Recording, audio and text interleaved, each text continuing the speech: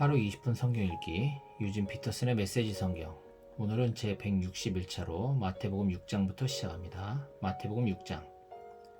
너희가 선한 일을 하려고 할 때 그것이 연극이 되지 않도록 특히 조심하여라. 그것이 멋진 연극이 될 수 있을지는 몰라도 너희를 지으신 하나님은 박수를 보내지 않으실 것이다. 남을 위해 무슨 일을 할 때에는 너희 자신이 주목받지 않도록 하여라. 분명 너희도 내가 연극 배우라고 부르는 이들의 행동을 보았을 것이다. 그들은 기도하며 큰 길을 무대로 알고는 누군가 자기를 보고 있으면 긍휼을 베풀고 사람들 앞에서 연극을 한다. 물론 그들은 박수를 받지만 그것이 전부다. 너희는 남을 도울 때에 자신이 어떻게 보일지 생각하지 마라. 그냥 소리내지 말고 은밀히 도와주어라. 사랑으로 너희를 잉태하신 너희 하나님도 무대 뒤에서 일하시고 너희를 은밀히 도와주신다. 또 너희가 하나님 앞에 나아갈 때에도 연극하지 마라. 그렇게 하는 사람들은 다 스타가 되기를 꿈꾸며 기도할 때마다 쇼를 일삼는다. 하나님께서 극장 객석에 앉아 계시다는 말이냐? 너희는 이렇게 하여라. 하나님 앞에서 연극하고 싶은 유혹이 들지 않도록 조용하고 한적한 곳을 찾아라. 할 수 있는 한 단순하고 솔직하게 그 자리에 있어라. 그러면 초점이 너희에게서 하나님께로 옮겨지고 그분의 은혜가 느껴지기 시작할 것이다. 세상에는 이른바 기도의 용사들이 가득하나 그들은 기도를 모른다. 그들은 공식과 프로그램과 비결을 잔뜩 가지고서 너희가 바라는 것을 하나님에게서 얻어내는 방법들을 퍼뜨리고 있다. 그 같은 소리에 속지 마라. 너희가 상대하는 분은 너희 아버지시며 그분은 너희에게 무엇이 필요한지 너희보다 더 잘 아신다. 이토록 너희를 사랑하시는 하나님 앞에서 그저 단순하게 기도하면 된다. 너희는 이렇게 기도하여라. 하늘에 계신 우리 아버지가 어떤 분이신지 드러내소서. 세상을 바로잡아 주시고 하늘에서처럼 땅에서도 가장 선한 것을 행하소서. 든든한 새끼 식사를 우리를 살아가게 하소서. 아버지께 용서받은 우리가 다른 사람들을 용서하게 하소서. 우리를 우리 자신에게서와 마귀에게서 안전하게 지켜주소서. 아버지께는 그럴 권한이 있습니다. 원하시면 무엇이든 하실 수 있습니다. 영광으로 빛나신 아버지, 예, 정말 그렇습니다. 기도에는 하나님이 하시는 일과 너희가 하는 일이 연결되어 있다. 예를 들어 너희가 다른 사람들을 용서하지 않고는 하나님의 용서를 받을 수 없다. 너희가 자기 몫을 다하지 않으면 하나님께서 너희에게 주실 몫을 너희 스스로 차단하는 셈이 된다. 하나님께 더 집중하려고 식욕을 절제하는 훈련을 할 때에는 요란하게 하지 마라. 그렇게 하면 조금은 유명해질지 모르나 거룩한 사람으로 변화될 수는 없다. 너희가 내면의 훈련에 들어가려거든 겉으로는 평소처럼 행동하여라. 머리를 감아 단정하게 빗고 양치질하고 세수하여라. 관심을 끌려는 수법은 하나님께 필요 없다. 그분은 너희가 하고 있는 일을 그냥 지나치지 않으시고 두둑이 보상해 주신다. 보물을 여기 땅에 쌓아두지 마라. 여기에 두면 좀 먹고 녹슬고 심한 경우에는 도둑까지 맞는다. 보물은 하늘에 차곡차곡 쌓아두어라. 거기는 좀이나 녹, 도둑도 없는 안전한 곳이다. 너희는 너희 보물이 있는 곳에 가장 있고 싶어 할 텐데 결국 그렇게 될 것이다. 그것이 당연하지 않겠느냐? 너희 눈은 너희 몸의 창문이다. 내가 경외와 믿음으로 눈을 크게 뜨면 내 몸은 빛으로 가득해진다. 내가 탐욕과 불신으로 곁눈질하고 살면 내 몸은 음습한 지하실이 된다. 네 창에 블라인드를 치면 내 삶은 얼마나 어두워지겠느냐? 너희는 한꺼번에 두 신을 예배할 수 없다. 결국 한 신은 사랑하고 다른 신은 미워하게 될 것이다. 한쪽을 사모하면 다른 쪽은 업신여기게 마련이다. 너희는 하나님과 돈을 둘 다 예배할 수 없다. 너희가 하나님께만 예배하는 삶을 살기로 결심하면 식사 때 식탁에 무엇이 오르고 옷장에 있는 옷들이 유행에 맞는지 따위로 안달하며 설치지 않게 된다. 너희 삶은 뱃속에 넣는 음식이 전부가 아니며 너희의 겉모습도 몸에 걸치는 옷이 전부가 아니다. 새들을 보아라. 악마의 것 없이 자유롭고 업무에 속박되지 않으며 하나님이 돌보시니 염려가 없다. 그분께 너희는 새들보다 훨씬 더 중요하다. 거울 앞에서 설친다고 해서 키가 단 1cm라도 커진 사람이 있더냐? 유행을 따르느라 버린 돈과 시간이 그토록 많지만 그렇다고 크게 달라지는 것 같더냐? 옷을 볼 곳이 아니라 들판에 나가 들꽃을 보아라. 들꽃은 절대로 치장하거나 옷을 사들이는 법이 없지만 너희는 여태 그런 색깔이나 디자인을 본 적이 있느냐? 이날의 남녀 베스트 드레서 10명이라도 그 앞에 서면 초라해진다. 아무도 보아주지 않는 들꽃의 겉모습에도 그토록 정성을 들이시는데 하물며 하나님께서 너희를 돌보시고 자랑스러워하시며 너희를 위해 최선을 다하시지 않겠느냐? 나는 지금 너희로 여유를 갖게 하려는 것이며 손에 넣는데 온통 정신을 빼앗기지 않게 해서 베푸시는 하나님께 반응하도록 하려는 것이다. 하나님과 그분의 일하시는 방식을 모르는 사람은 그런 일로 안달하지만 너희는 하나님을 알고 그분의 일하시는 방식도 안다. 너희는 하나님이 실체가 되시고 하나님이 주도하시며 하나님이 공급하시는 삶에 흠뻑 젖어 살아라. 뭔가 놓칠까봐 걱정하지 마라. 매일 너희의 삶에 필요한 것을 모두 채워주실 것이다. 하나님께서 바로 지금 하고 계신 일에 온전히 집중하여라. 내일 있을지 없을지도 모르는 일로 동요하지 마라. 어떠한 어려운 일이 닥쳐도 막상 그때가 되면 하나님께서 감당할 힘을 주실 것이다. 마태복음 7장. 사람들의 흠을 들춰내거나 실패를 꼬집거나 잘못을 비난하지 마라. 너희도 똑같은 대우를 받고 싶지 않거든 말이다. 비판하는 마음은 부메랑이 되어 너에게 되돌아올 것이다. 내 이웃의 얼굴에 묻은 얼룩은 보면서 자칫 내 얼굴에 추한 비웃음 그냥 지나치기 쉽다. 네 얼굴이 멸시로 일그러져 있는데 어떻게 뻔뻔스럽게 내가 내 얼굴을 씻어주겠다고 말하겠느냐. 이 또한 동네방네 쇼를 하겠다는 사고방식이며 자기 역할에 충실하기보다는 남보다 거룩한 척 연기를 하는 것이다. 내 얼굴에 추한 비웃음부터 닦아내라. 그러면 내 이웃에게 수건을 건네줄 만한 사람이 될지도 모른다. 거룩한 것으로 장난치지 마라. 농담과 바보짓은 하나님께 영광이 되지 않는다. 거룩한 신비를 한갓 슬로건으로 격화시키지 마라. 시대를 따라가려다가는 오히려 너희는 약아져서 불경스러운 사태를 부를 뿐이다. 하나님과 흥정하지 마라. 솔직하게 말씀드려라. 필요한 것을 구하여라. 우리는 쫓고 쫓기는 게임이나 숨바꼭질하고 있는 것이 아니다. 너희 아이가 빵을 달라고 하는데 톱밥을 주면서 아이를 속이겠느냐? 아이가 생선을 달라고 하는데 살아있는 뱀을 접시에 담아 아이에게 겁을 주겠느냐? 너희가 아무리 약해도 그런 생각은 하지 않을 것이다. 너희도 자기 자식에게는 최소한의 예의를 지킨다. 그렇다면 너희를 사랑으로 잉태하신 하나님은 그보다 훨씬 낫지 않으시겠느냐? 여기 간단하지만 유용한 행동 지침이 있다. 사람들이 너에게 무엇을 해주면 좋겠는지 자문해보아라. 그리고 너희가 먼저 그들에게 그것을 해주어라. 하나님의 율법과 예언자들의 설교를 다 합한 결론이 이것이다. 하나님께 이르는 지름길을 찾지 마라. 세상에는 여가 시간을 활용하는 것만으로도 성공하는 인생에 이룰 수 있다고 말하는 쉽고도 확실한 공식들이 넘쳐난다. 대다수 사람들이 그런 말을 섞겠지만 너희는 속지 마라. 생명, 곧 하나님께 이르는 길은 정신을 바짝 차려 갈 수 있는 힘든 길이다. 억지로 진실한 표정을 지으며 해프게 웃어대는 거짓 설교자들을 조심하여라. 그들은 이래저래 너희를 벗겨먹으려는 수가 많다. 카리스마에 감동할 것이 아니라 성품을 보아라. 중요한 것은 설교자들의 말이 아니라 그들의 됨됨이다. 참된 지도자는 절대로 너의 감정이나 지갑을 착취하지 않는다. 썩은 사과가 열린 병든 나무는 찍혀서 불살라질 것이다. 아무를 정확히 안다고 해서 예컨대 주님 한다고 해서 너희가 나 있는 곳 어디든지 올 수 있는 것은 아니다. 정말 필요한 것은 진지한 순종이다. 내 아버지의 뜻대로 행하는 것이다. 벌써부터 내 눈에 훤히 보인다. 최후 심판날에 많은 사람들이 거들먹거리며 내게 와서 이렇게 말할 것이다. 주님, 우리는 메시지를 전했고 귀신을 혼내줬으며 하나님이 후원해 주신 우리 사업은 모든 사람들의 입에 오르내렸습니다. 그때 내가 뭐라고 말할지 아느냐? 이미 때는 늦었다. 너희가 한 일이라고는 나를 이용해 유력자가 된 것뿐이다. 너희에게는 나를 감동시키는 구석이 하나도 없다. 여기서 나가거라.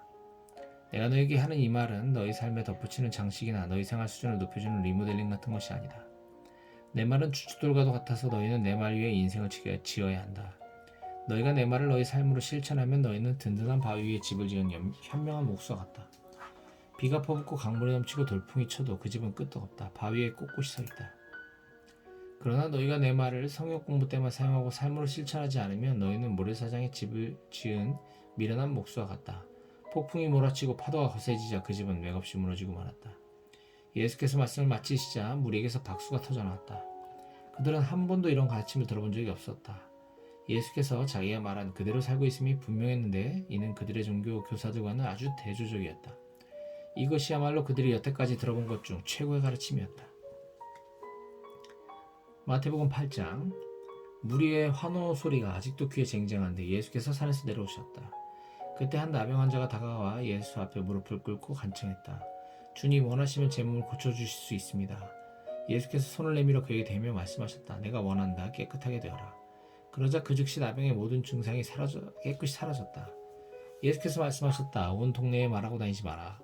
하나님께 합당한 감사의 표시를 가지고 제사장에게 가서 네 나은 몸을 조용히 보여라. 내 말이 아니라 깨끗해져서 감사하는 내 삶이 내가 한 일을 증거할 것이다. 예수께서 가버나움 마을에 들어가시자 로마군 지휘관 하나가 당황한 표정으로 다가와 말했다. 주님, 저의 종이 병들었습니다. 걷지도 못하고 고통이 심합니다. 예수께서 말씀하셨다. 내가 가서 고쳐주겠다. 그러자 지휘관은 이렇게 말했다. 아닙니다. 그렇게 수고하실 것 없습니다. 그저 명령만 내리시면 저의 종이 낫겠습니다. 저도 명령을 받기도 하고 내리기도 하는 사람입니다. 제가 한 병사에게 가라고 하면 가고 다른 병사에게 오라고 하면 옵니다. 그리고 저의 종에게 이것을 하라고 하면 합니다. 예수께서 크게 놀라시며 말씀하셨다. 하나님을 알고 그분이 일하시는 방식을 훤히 알아야 마땅한 이스라엘 백성 중에서도 이렇게 단순한 믿음은 아직 보지 못했다. 이 사람은 머지않아 사방에서 모여들 많은 이방인들의 선봉이다. 그들은 동쪽에서 흘러들고 서쪽에서 쏟아져 들어와 아브라함, 이삭, 야곱과 함께 하나님 나라의 잔치상에 앉을 것이다. 믿음 안에서 자랐으나 믿음이 없는 사람들은 무시당하고 은혜에서 소외된 자들이 되어 이게 어찌된 일인지 의아해야 할 것이다. 예수께서 지휘관을 보시며 말씀하셨다. 가거라, 내가 믿은 그대로 되었다. 그 순간에 그의 종이 나았다. 일행은 베드로의 집 앞에 와 있었다. 예수께서 그 집에 들어가시니 베드로의 장모가 몸져 누웠는데 열이 불덩이 같았다. 예수께서 그녀의 손을 만지자 열이 떨어졌다. 그녀는 곧 기운을 차리고 일어나 그분을 위해 저녁을 준비했다. 그날 저녁 사람들이 귀신 들려 괴로워하는 많은 사람들을 예수께 데려왔다. 예수께서는 마음에 고통당하는 사람들을 구해주셨고 몸이 아픈 사람들을 고쳐주셨다. 예수께서 이사야의 유명한 설교를 성취하신 것이다. 그가 우리의 아픔을 당하셨고 우리의 질병을 짊어지셨다. 예수께서 호기심에 찬 무리가 점점 늘어나는 것을 보시고 제사장들에게 그곳을 떠나 호수 건너편으로 가자고 말씀하셨다. 그들이 떠나려는데 한 종교학자가 자기도 함께 가도 되는지 물었다. 그는 어디든지 주님과 함께 가겠습니다 하고 말했다. 예수께서 잘라 말씀하셨다. 고생할 각오가 되어 있느냐? 너도 알다시피 우리가 묵는 곳은 인류 호텔이 아니다. 예수를 따르던 또 다른 사람이 말했다. 주님 부디 며칠 말미를 주십시오. 아버지 장례를 치러야 합니다. 예수께서 거절하셨다. 중요한 일이 먼저다. 내 본분은 삶이지 죽음이 아니다. 나를 따라오너라. 생명을 쫓아라. 그러고 나서 예수께서 배에 오르셨고 제자들도 그분과 함께 있었다. 그러던 중에 풍랑이 무섭게 몰아쳤다. 파도가 배 안으로 들이닥치는데 예수께서는 곤히 주무시고 계셨다. 제자들이 다급하게 그분을 깨웠다. 주님, 우리를 구해주십시오. 이러다가 빠져 죽겠습니다. 예수께서 그들을 꾸짖으셨다. 어째서 너희는 이토록 용기 없는 겁쟁이란 말이냐? 그러더니 일어나셔서 바람에게 잠잠하라, 바다에게 잔잔하라 명령하셨다. 잠잠하여라. 바다는 고요한 호수처럼 되었다. 제자들은 깜짝 놀라서 눈을 비볐다. 이게 어찌된 일인가? 바람과 바다가 그분의 명령에 복종하다니. 가다라 지방에 내린 일행은 미친 사람 둘과 마주쳤다. 그들은 묘지에서 나왔는데 두 사람 모두 귀신의 피해자였다. 그들이 너무 오랫동안 그 지역을 공포에 몰아넣었던 터라 그 길로 다니는 것을 모두가 위험하게 생각했다. 그들이 예수를 보더니 소리질렀다. 무슨 일로 우리를 힘들게 합니까? 당신은 하나님의 아들입니다. 당신은 아직 여기 올 때가 아닙니다. 저만치 멀리서 돼지떼가 땅을 파헤치며 먹을 것을 찾고 있었다. 악한 귀신들이 예수께 애걸했다. 우리를 이 사람들한테서 내쫓으시려거든 돼지들 속에 들어가 살게 해주십시오. 예수께서 말씀하셨다. 좋다. 여기서 나가거라. 그러자 돼지들이 미쳐서 우르르 벼랑으로 몰려가더니 바다에 빠져 죽었다. 돼지를 치던 사람들이 혼비백산하여 달아났다. 그들은 미친 사람들과 돼지떼에게 벌어진 일을 마을 사람 모두에게 말했다. 그 이야기를 들은 사람들은 돼지떼가 익사한 것에 화가 났다. 그들은 무리지어 와서는 예수께 그곳을 떠나 다시는 오지 말라고 당부했다. 마태복음 9장. 예수와 제자들은 다시 배를 타고 바다를 건너 예수의 고향으로 갔다. 그들이 배에서 내리기가 무섭게 사람들이 중풍병자 한 사람을 들것에 실어 데려와서 그들 앞에 내려놓았다. 그들의 담대한 믿음에 감동하신 예수께서 중풍병자에게 말씀하셨다. 기운을 내어라 아들아, 내가 네 죄를 용서한다. 그러자 몇몇 종교학자들이 수군거렸다. 아니, 저것은 신성모독이다. 예수께서 그들의 생각을 아시고 말씀하셨다. 왜 이리 수근수근 말이 많으냐? 내가 네 죄를 용서한다고 말하는 것과 일어나 걸어가라고 말하는 것 중에 어느 쪽이 더 쉽겠느냐? 내가 인자인 것과 내가 어느 쪽이든 행할 권한이 있다는 것을 분명히 보여주겠다. 이 말을 하시고 예수께서 중풍병자에게 말씀하셨다. 일어나거라. 내 자리를 들고 집으로 가거라. 그 사람은 그대로 했다. 무리는 두려움에 사로잡혔고 하나님이 예수께 권한을 주셔서 자기들 가운데서 그렇게 일하신 것을 기뻐했다. 예수께서 지나시던 길에 한 사람이 세금을 걷는 일에 여념이 없는 것을 보셨다. 그 이름은 마태였다. 예수께서 말씀하셨다. 나와 함께 가자. 마태는 일어나 그분을 따라갔다. 나중에 예수께서 자신을 가까이 따르는 이들과 함께 마태의 집에서 저녁을 드실 때에 평판이 좋지 않은 인물들이 많이 와서 한데 어울렸다. 예수께서 그런 사람들과 어울리는 것을 본 바리새인들은 발끈하여 예수를 따르는 이들을 비난했다.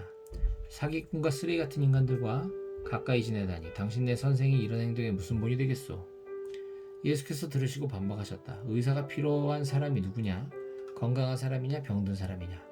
가서 내가 원하는 것은 자비이지 종교행위가 아니다 라는 성경 말씀이 무슨 뜻인지 헤아려 보아라.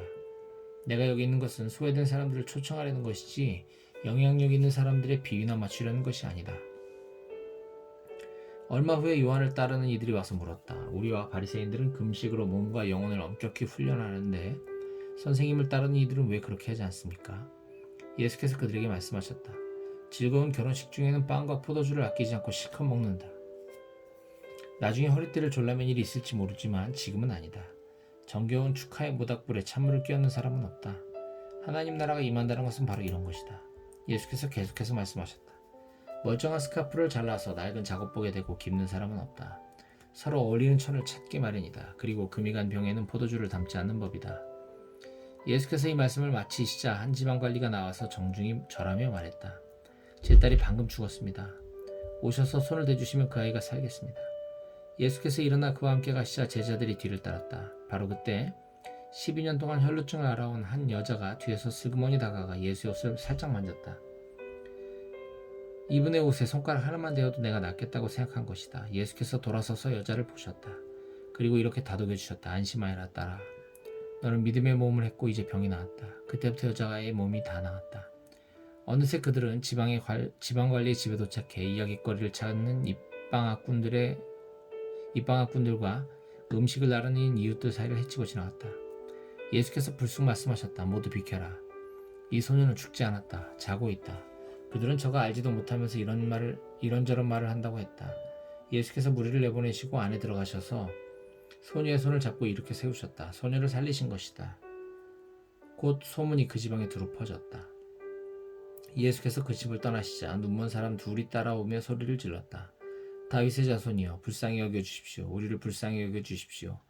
예수께서 집에 들어가시자 눈먼 그들도 따라 들어갔다. 예수께서 그들에게 말씀하셨다. 너희는 정말 내가 일을 할 수 있다고 믿느냐? 그들이 말했다. 그렇습니다 주님.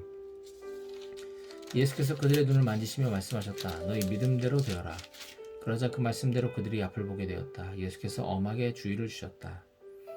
이 일이 어떻게 일어났는지 아무에게도 알리지 마라. 그러나 그들은 문을 나서기가 무섭게 만나는 사람마다 그 일에 대해 떠들어대기 시작했다. 눈먼 사람들이 나가자마자 사람들이 약한 귀신이 들려 말 못하는 사람을 예수께 데려왔다. 예수께서 괴롭히는 악한 귀신을 쫓아내시자 그 사람은 마치 평생 말을 해온 사람처럼 즉시 말문이 술술 트였다. 사람들이 일어나서 박수가 칠 뻔했다. 여태까지 이스라엘에 이런 일은 없었다. 바리새인들은 흥분에 중얼거렸다. 속임수다. 속임수에 불과하다. 아마 마귀와 짜고 한 일일 것이다. 그 후에 예수께서 모든 성읍과 마을을 두루 다니셨다. 그분은 회당 곳곳에서 가르치시고 천국 소식을 알리시고 병든 사람과 상한 심령들을 고쳐주셨다. 목자 없는 양처럼 정처 없이 헤매고 있는 무리를 바라보시는 그분의 마음이 무너져 내렸다. 예수께서 제자들에게 말씀하셨다. 추수할 것이 이토록 많은데 일꾼은 얼마나 적은지 추수할 일손을 달라고 무릎을 꿇고 기도하여라.